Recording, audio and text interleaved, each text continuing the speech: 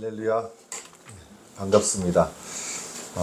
오늘은 부활절기의 마지막 주일이고요. 또 부활하신 예수님께서 하늘로 올라가신 사건을 기념하는 승천 주일입니다. 예수님께서는 부활 후에 제자들과 40일을 함께 하셨습니다. 사도행전의 기록에 따르면 예수님은 그 40일 동안 하나님 나라에 관한 일들을 말씀해 주십니다. 그게 3절에 기록되어 있죠. 그리고 제자들에게 예루살렘을 떠나지 말고 아버지께서 약속하신 것을 기다리라고 간곡하게 당부합니다. 그게 4절의 말씀입니다. 아버지께서 약속하신 것은 다름 아닌 성령의 약속이었습니다. 오늘 말씀은 그 약속 뒤에 이어지는 예수님의 승천 장면을 기록하고 있습니다. 사실 예수님의 그 승천 장면은 우리에게는 정말 놀라운 장면이지요. 십자가에 달리신 그렇게 무력하게 그 십자가에서 죽으신, 그리고 고통 속에서 부르짖던 그 예수님의 모습이 연약한 인간의 모습이었다면, 부활하시고 승천하시는 예수님의 모습은 영광스러운 신의 모습이기 때문입니다. 특별히 예수님의 승천 장면은 우리 인간의 눈으로 볼 때, 특별히 오늘날 21세기를 살아가는 현대인의 눈으로 볼 때 정말 놀랍고 위험 있는 모습이 아닐 수 없습니다. 10절에 보면 예수님이 하늘로 올라가시는 동안 제자들이 하늘을 뚫어지게 쳐다보았다, 그렇게 말씀합니다. 제자들로서는 그 경이로운 장면을 놓치기 어려웠을 것입니다. 그러나 승천이라는 경이로운 장면 뒤에는 남겨진 제자들의 아주 현실적인 고충이 있습니다. 그것은 앞으로 헤쳐나갈 사역에 대한 막막함일 수도 있고요. 사역의 과정에서 필수적으로 따라오는 고단함일 수도 있습니다. 저는 오늘 그 이야기를 여러분들과 나누고 싶은데요. 왜냐하면 그것이 오늘 우리가 살아가는 삶의 이야기일 수도 있기 때문입니다. 오늘 저와 여러분이 나누는 말씀은 사실은 저를 통과한 말씀입니다. 제가 오늘 선포하는 그 말씀대로 산다는 의미로 그렇게 이야기하는 것이 아니라 저에게도 있는 고민이고 어려움이고 또 그렇기 때문에 이 말씀이 저에게 위로가 되고 은혜가 되었기 때문에 여러분에게도 동일한 위로 또 동일한 은혜가 되기를 간절히 바랍니다. 저는 며칠 전에 이런 생각이 들었습니다. 우리가 살아가는 삶이 참 팍팍하다라는 생각을 했습니다. 인기 있는 드라마 대사들을 보면 그렇게 삶의 고단함, 그 삶의 아주 팍팍함을 이렇게 전달하는 대사들이 많죠. 그래서 많은 사람들에게 공감을 얻고 또 그런 드라마가 사람들의 입에 오르내리는 것 같습니다. 물론 모두가 그렇게 사는 것은 아니지만 저를 봐도 그렇고 또 우리 주변을 둘러보아도 열심히는 사는데 지쳐있는 사람들이 참 많은 것 같습니다. 특히 저나 여러분이나 그리스도인으로 살아가는 사람들은 사실은 그런 어려움들이 더 많습니다.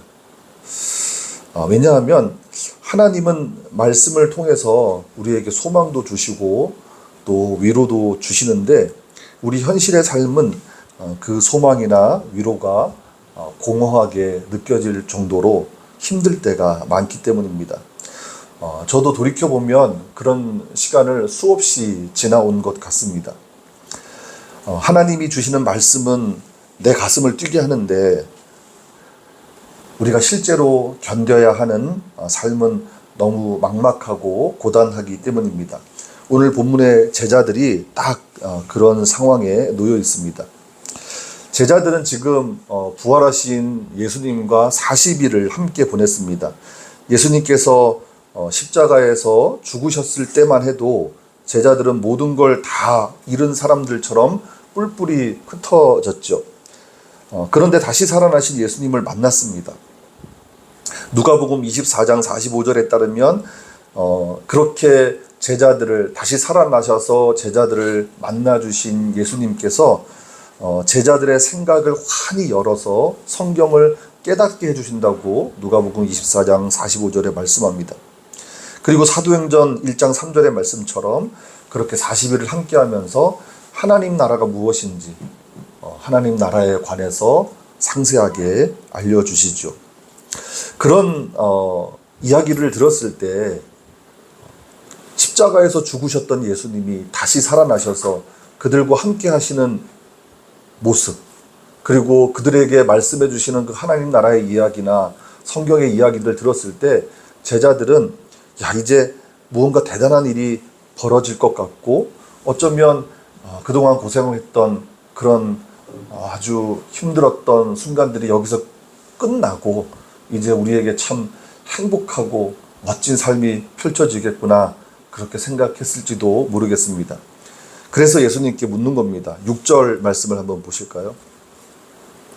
주님, 바로 이때에 주님께서 이스라엘을 위해 나라를 다시 일으켜 세워주시려는 것입니까?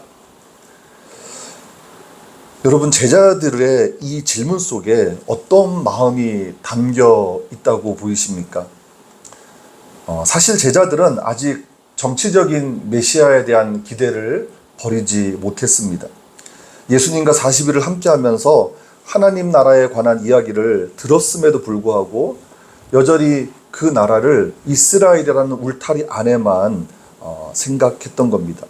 말하자면 그들 머릿속에는 예수님이 왕이 되시면 로마 제국을 무너뜨리고 새로운 국가를 건설하겠지, 이런 기대가 있었다는 겁니다.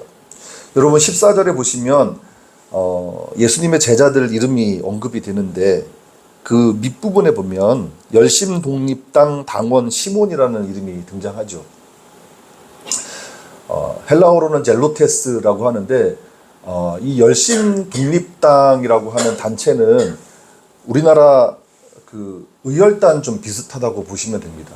그러니까 그 유대의 독립을 위해서 싸웠던 무장단체 같은 거예요.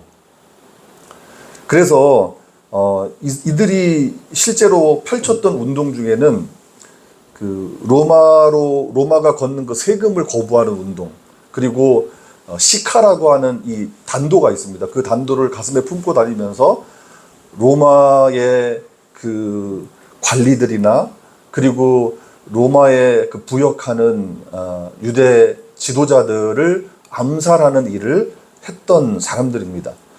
그들이 표방했던 건 뭐냐면 정치적인 메시아, 이제 유대를 이스라엘을 독립시키고 로마를 무너뜨리는 그런 정치적인 메시아에 대한 기대가 굉장히 컸던, 그것을 아주 구체적으로 표방했던 사람들이 열심독립당 당원들이었습니다. 그 열심독립당 당원 중에 한 사람이 예수님의 제자였어요. 그리고 열심독립당 당원 활동은 하지 않더라도 대부분의 유대인들은 그런 정치적인 메시아에 대한 기대가 있었습니다. 자, 그런데 그런 어떤 기대 때문에 주님, 바로 이때 주님께서 이스라엘을 위해 나라를 다시 일으켜 세워주시려는 겁니까? 우리 개역개정 성경을 표현으로 하면 이스라엘의 회복이 이때니까 이렇게 묻잖아요. 그런데 아마도 그런 기대의 밑바닥에는 현실적인 보상 심리도 깔려 있었을 것입니다. 왜냐하면 제자들의 삶이라는 게 정말 쉽지 않았거든요. 여러분 한번 생각해 보십시오. 당시 유대인들은 자기 수입의 평균 30%, 많게는 한 50%까지 세금으로 내야 했습니다. 그러니까 로마의 식민 지배를 받고 있었기 때문에 인두세라는 것, 그러니까 누구든지 머릿수대로 세금을 내는 거예요. 그게 이제 1데나리온 정도, 한 사람당 1데나리온 정도였다고 하는데 1데나리온이 노동자가 하루 일해서 버는 품삯이니까 1년으로 치면 그렇게 큰 돈이 아니라고 생각할 수 있겠지만 그것이 가족 수에 따라 다 내야 했고, 그리고 어려운 하층민들은 그것조차도 참 어려웠습니다.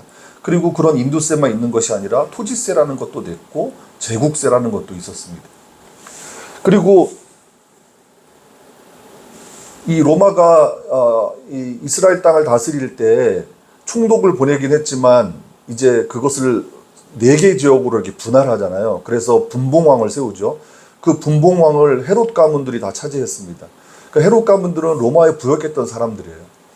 근데 이 헤롯 가문이 그 각 지역을 다스리면서 또 세금을 걷어요.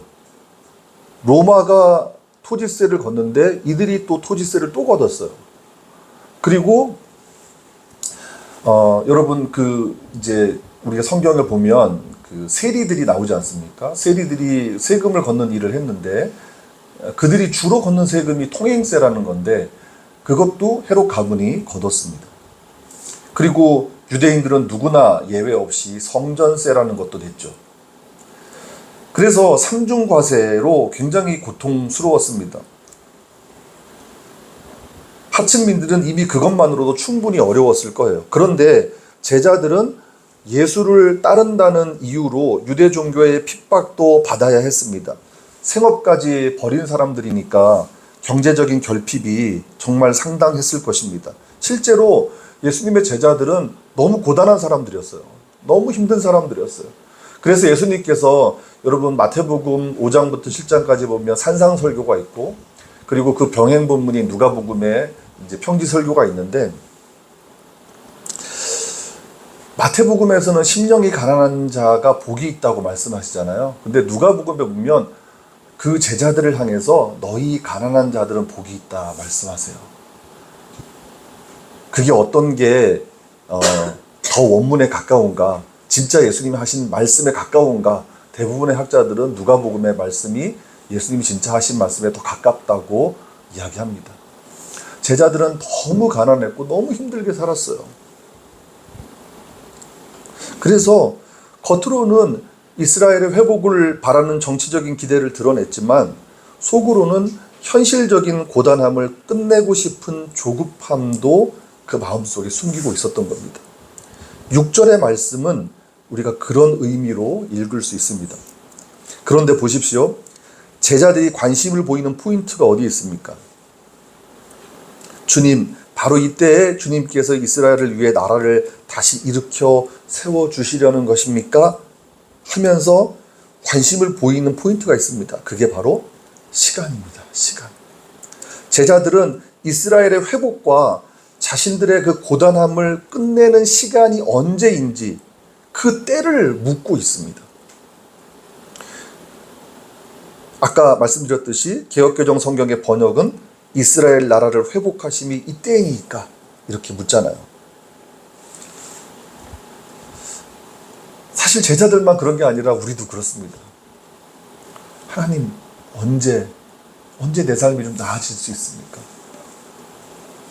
우리도 그 시간에 관심을 둡니다. 그런데 예수님의 대답을 한번 들어보십시오. 7절을 보겠습니다. 예수님이 그들한테 대답하셨다. 때나 시기를 아는 것은 너희 몫이 아니다. 그것들은 아버지께서 자신의 권한으로 정해두셨다. 어떤 면에선 예수님의 대답이 좀 냉정하게 들리죠. 때와 시기를 아는 것은 너희 몫이 아니니까 신경 꺼. 이렇게 들리지 않습니까? 그런데 이 말씀은 그런 의미로 하신 말씀이 아니라 시선을 돌리라는 의미입니다. 제자들의 시선을 시간에서 사명으로 옮기는 겁니다. 하나님은 하나님의 일을 하실 거예요. 단 한 번도 하나님께서 당신의 일을 하지 않으신 적이 없어요. 하나님은 신실하게 당신의 일을 하실 거예요. 그러니 너희는 너희의 일을 하라는 거예요. 여러분, 제자들의 일이 무엇입니까? 주님이 이 땅에서 선포하셨던 하나님 나라를 알리는 일이었습니다. 사람들이 하나님 나라의 백성이 될 수 있도록 복음을 전하는 일입니다. 주님은 정치적인 혁명을 계획하거나 바라지 않으셨습니다. 제자들이 당신의 죽음과 부활을 통해 시작된 구원의 소식을 온 세상에 퍼뜨리기를 원하셨습니다. 제자들의 사명은 예수님께서 우리 죄를 대신해서 십자가에서 죽으셨지만 다시 살아나심으로 우리에게 영원한 소망이 되셨다는 사실을 알리는 겁니다. 십자가의 증인, 부활의 증인이 되기를 원하셨고 실제로 사도들은 그렇게 십자가의 증인으로 부활의 증인으로 자신의 생명을 다하고 살았죠. 그러나 여러분, 이 사명이 말은 참 멋지지만 현실적으로는 얼마나 고달프고 막막한 일입니까? 당장 그날의 생존을 걱정해야 하는 제자들에게, 더구나 로마 제국의 치하에서 예수가 왕이라는 사실을 전한다는 게 얼마나 두려운 일입니까? 십자가 앞에서 뿔뿔이 흩어졌던 제자들 모습은 그 사명을 감당할 능력이 없습니다. 주님도 그것을 아시고 제자들에게 약속의 말씀을 하시는 겁니다. 그게 우리가 잘 아는 8절의 말씀입니다. 우리 8절 말씀을 같이 한번 읽어볼까요? 시작. 그러나 성령님이 너희 위에 내려오시면 너희는 능력을 받을 것이다. 그래서 예루살렘과 온 유대아와 사마리아에서 마침내 땅끝까지 이르러 내 증인이 될 것이다. 여러분, 주님은 상황을 바꿔주시겠다고 약속하지 않으셨습니다. 상황을 이겨낼 수 있는 힘을 주시겠다고 약속하셨습니다. 그 힘이 바로 성령님이십니다. 제자들이 마주했던 고달픈 현실이 있었지만, 그리고 그 현실에 대한 막막함이나 두려움이 있었지만 성령님이 임하시면 그것을 이겨낼 수 있고 증인의 삶을 살 수 있다고 말씀해 주시는 거예요. 저는 이 말씀이 오늘 우리가 붙잡아야 할 첫 번째 위로의 말씀이라고 믿습니다. 우리에게 진짜 필요한 것은 상황의 반전이 아니라 성령님의 임재입니다.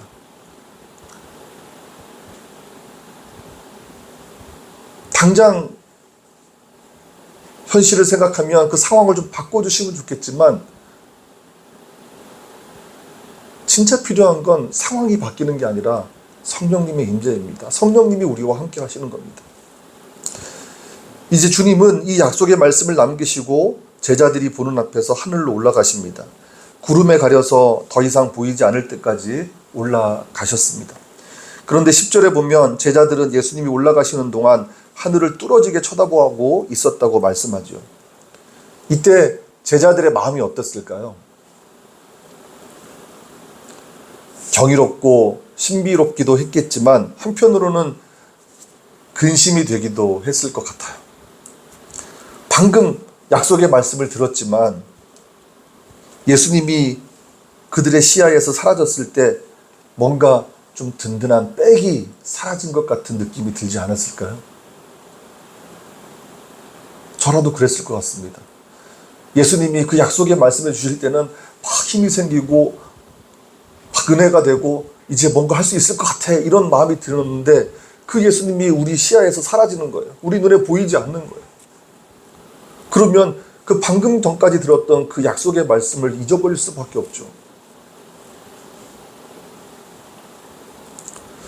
그렇게 멍하니 하늘만 바라보고 있는 제자들에게 흰옷 입은 두 남자가 나타나서 질문을 던집니다. 천사들이죠. 오늘 설교의 제목이기도 한데 11절 말씀을 한번 보겠습니다. 갈릴레아 사람들이여, 왜 하늘을 뚫어지게 바라보며 서 있나요? 이 예수님, 곧 그대들을 떠나 하늘로 들려 올라가신 분은 하늘로 가시는 것을 그대들이 지켜본 그대로 오실 것입니다. 여러분, 천사들의 이 질문은 제자들의 환상을 깨우는 말입니다. 제자들의 환상을 깨우는 말입니다. 그리고 그들이 발을 딛고 서 있는 현실로 돌려보내는 말씀입니다. 마치 예수님께서 베드로와 그 야고보와 요한을 데리고 변화산에 올라가셨잖아요. 그때 베드로의 막 그 예수님의 용모가 변하고, 그리고 그들이 존경에 맞지 않던 모세와 엘리야가 막 나타나고 하늘에서 막 음성이 들리니까 베드로가 그러잖아요. 예수님, 여기 너무 좋은데 여기 초막셋을 짓고 살면 안 될까요? 예수님이 그러자고 하셨나요? 아니, 산으로 내려가자 하셨어요. 우리는 현실을 등지고 살 수 없습니다. 물론 주님의 승천이 경이롭고 신비롭죠. 그 놀라운 주님의 모습을 계속 보고 싶고 붙잡고 싶습니다. 그러나 주님은 성령을 통해서 새롭게 임재하실 거예요. 사실 승천 사건은, 여러분, 그 승천 사건의 초점을 공간 이동에 두고 보시면 안 돼요. 예수님께서 성령을 통해서 이제 우리와 늘 함께 하시는 거예요. 이제 더 이상 제자들의 눈에 보이진 않겠지만 변함없이 그들과 함께 하실 겁니다. 왜 하늘만 바라보나요? 이 질문은 하늘만 바라보면서 현실을 도피하는 신앙이 아니라 성령님을 의지하면서 현실을 직시하는 신앙을 요구하는 깨우침입니다. 이것이 오늘 우리가 붙잡아야 할 두 번째 위로의 말씀입니다. 제가 앞서 말씀드렸던 첫 번째 위로의 말씀도 그리고 두 번째 위로의 말씀도 성령님의 임재가 핵심입니다. 첫 번째 말씀이 성령님의 임재를 약속하는 말씀이라면 두 번째 말씀은 그 성령님의 임재를 믿고 그 성령님을 의지하고 살아가라는 말씀입니다. 현실을 두려워하지 말고 현실을 도피하지 말고. 하늘에서 시선을 거둔 제자들이 이제 어디로 향합니까? 12절을 보면 그들은 예루살렘으로 돌아갑니다. 여러분, 예루살렘이 어떤 도시입니까? 얼마 전에 예수님을 십자가에 못 박았던 도시 아닙니까? 거기서 예수님이 돌아가셨어요. 자기도 거기에 연루되어서 죽을까봐 두려워서 제자들은 다 흩어졌어요. 베드로는 심지어 그렇게 예수님이 십자가에 못 박히는 그 현장에서 나는 예수님을 모른다고 3번씩이나 부인하면서 도망갔던 사람이에요. 도망치고 싶고 피하고 싶은 그 삶의 자리로 제자들이 다시 돌아간 겁니다. 비록 두려운 삶의 자리지만 고단하고 팍팍한 삶이 이어질 곳이지만 주님이 약속하신 성령님을 기다리기 위해서 성령님의 임재를 통해서 현실을 이겨내기 위해서 자기 삶의 자리로 돌아간 것입니다. 저는 우리에게도 저마다 예루살렘이 있다고 생각합니다. 월요일 아침마다 무거운 몸을 이끌고 나가야 하는 일터가 있고 매일같이 온 힘을 다해서 땀 흘리면서 살아가야 하는 우리 생업의 현장이 있습니다. 좀처럼 풀리지 않는 막막한 삶의 문제들도 저마다 정도의 차이는 있겠지만 다 가지고 있습니다. 때로는 그 삶의 무게가 너무 무거워서 다 내려놓고 싶고 도망치고 싶을 때가 있죠. 하지만 주님이 오늘 우리에게 말씀하십니다. 왜 하늘만 바라보나요? 우리가 발을 딛고 서 있는 그 거친 삶의 자리가 바로 성령님의 권능을 체험할 수 있는 거룩한 자리라는 것을 깨우쳐 주시는 겁니다. 예루살렘에 도착한 제자들이 간 곳은 어느 다락방이었습니다. 우리가 흔히 마가의 다락방이라고 알고 있는 곳이죠. 거기 모인 사람들은 상처받은 사람들이고 겁에 질린 사람들이고 그리고 지극히 평범한 사람들이었습니다. 하지만 그들이 모여서 한 일은 서로를 탓하거나 또는 지금의 상황을 원망하거나 불평하거나 그리고 뭔가 하소연하거나 이런 모습들이 아니었습니다. 주저앉아서 우는 게 아니라 14절을 보십시오. 이들은 모두 한 마음으로 기도에 정성을 쏟고 있었다. 여러분, 이것이 바로 약속과 현실 사이를 살아가는 그 기다림의 시간을 살아가는 우리의 모습이 되어야 할 줄로 믿습니다. 약속을 붙잡고 정성껏 기도하는 우리가 되기를 간절히 원합니다. 여러분, 우리가 지금 기도의 심장 누가복음이라는 책을 같이 나눔하고 있죠. 기도는 내 뜻을 관철시키고 아주 유창한 말로 하나님을 설득하는 게 아니라고 하잖아요. 기도는 내 계획을 내려놓고 하나님의 약속이 내 안에서 일하시도록 자리를 내어드리는 것입니다. 주님, 제 현실은 막막하지만 주님의 약속을 믿습니다. 제 힘으로는 버틸 수 없으니 성령님의 능력을 의지합니다. 제가 그 힘으로 오늘 하루를 살아가겠습니다. 도와주세요. 그렇게 고백하는 것이 진짜 기도 아닐까요? 제자들은 그 다락방에서 막막함을 소망으로 바꾸어 가고 있었던 겁니다. 우리가 직장에서 일할 때 성령님은 우리 멀리 계시지 않습니다. 우리가 매일 반복되는 그 고단한 일상을 살아갈 때도 성령님은 우리 곁에 계시는 줄 믿습니다. 성령님은 우리에게 어떤 초능력을 주시는 분이 아니라 고단하고 막막하고 두려운 현실 속에서 그것을 이겨낼 수 있도록 힘을 주시는 분입니다. 이제 우리 삶의 현장에서 성령님을 의지했으면 좋겠습니다. 운전할 때도 그리고 일터에서 일할 때도, 가족들을 대할 때도 성령님 도와주세요. 성령님 도와주세요. 그렇게 짧게라도 우리가 진정성 있게 기도한다면 우리는 기도의 삶을 사는 겁니다. 그런 사람들이 되기를, 우리가 되기를 간절히 원합니다.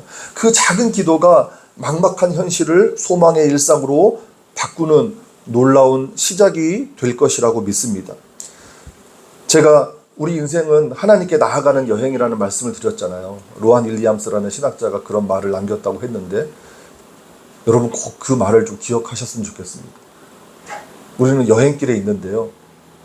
그런데 그 여행길에 동반자가 있어야 됩니다. 그 동반자가 성령님이 되시기를, 그렇게 사모하시기를, 그렇게 기도하시기를 간절히 주님의 이름으로 축복합니다. 승천주일, 주님은 하늘로 올라가셨지만 우리는 다시 세상으로 내려갑니다. 하늘의 신비에만 취해 있는 것이 아니라 그 약속을 가슴에 품고 세상으로, 그리고 세상의 낮은 곳으로 내려가는 우리가 되었으면 좋겠습니다. 그곳에서 주님의 사랑을 전하고 주님의 위로를 전하는 우리가 됩시다. 성령께서 우리의 입술에 권세를 주시고 또 우리의 손길에 능력을 더해 주시기를 원합니다. 오늘 우리 모두의 마음속에 성령의 불이 다시 지펴지기를 간절히 기도합니다. 주님, 다시 시작해 보겠습니다.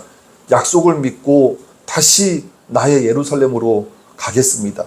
이 다짐이 우리를 살릴 것입니다. 막막함은 물러가고 기쁨이 차오르는 역사가 여러분의 삶 속에 가득하시기를 주님의 이름으로 축복합니다.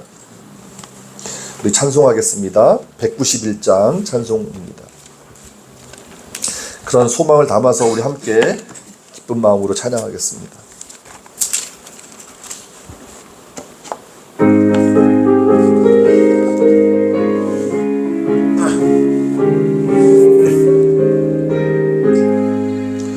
내가 매일 기쁘게 순례의 길 행함은 주의 팔이 나를 안보함이요, 내가 주의 큰 복을 받는 참된 비결은 주의 영이 함께함이라. 성령이 계시네, 할렐루야 함께하시네.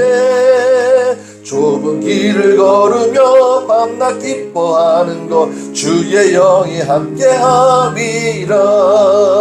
전에 죄에 빠져서 평안함이 없을 때 예수 십자가의 공로 힘입어 그 발 아래 엎드려 참된 평화 얻음은 주의 영이 함께함이라.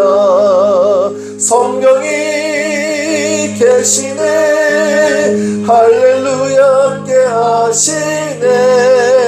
좁은 길을 걸으며 밤낮 기뻐하는 것 주의 영이 함께함이